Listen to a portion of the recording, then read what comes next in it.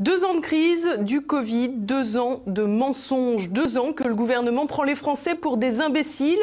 Dernière affaire, les fermetures de lits d'hôpitaux. Un scandale signé Olivier Véran et ses compères. 1 lit sur 5 fermé dans les hôpitaux publics français. Voilà l'état des lieux alarmant des services de santé à l'aube, nous dit-on, d'une 5e vague épidémique que le vaccin ne serait visiblement pas capable d'éponger.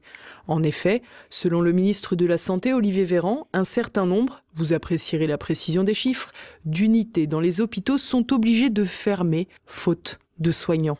Timidement, le ministre confesse que les démissions de personnel hospitalier ont augmenté, ajoutant toutefois que les proportions restent modérées. Sans surprise, l'exécutif refuse de faire un lien avec l'obligation vaccinale mise en place le 15 septembre dernier pour les soignants.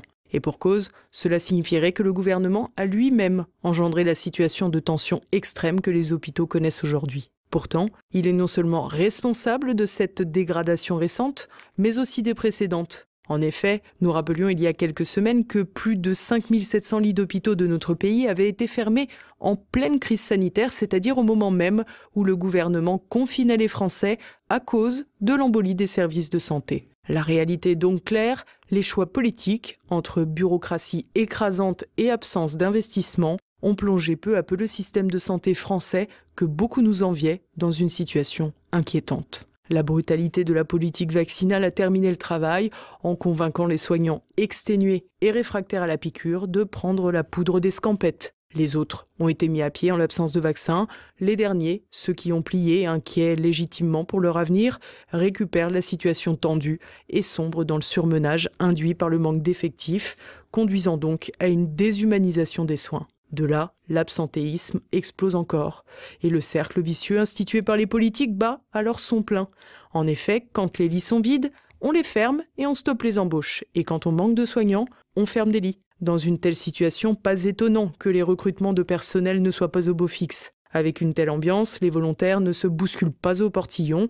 Pourtant, beaucoup nous expliquent qu'il faut se préparer à l'arrivée de la 5e vague épidémique avec l'hiver. Une 5e vague qui, au vu de la sacro-sainte couverture vaccinale et de la lumineuse idée du pass sanitaire, ne devrait pourtant pas inquiéter, à moins que d'autres maladies, que le Covid-19, et oui, il y en a encore, viennent apporter leur pierre à l'édifice.